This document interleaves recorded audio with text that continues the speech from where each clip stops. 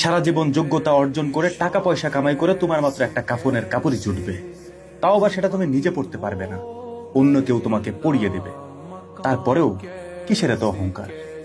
হ্যাঁ, সারা জীবন যোগ্যতা অর্জন করে টাকা পয়সা কামাই করে তোমার মাত্র একটা কাফনের কাপড়ই জুটবে, তাও আবার সেটা তুমি নিজে পড়তে পারবে না, অন্য কেউ তোমাকে পরিয়ে দেবে।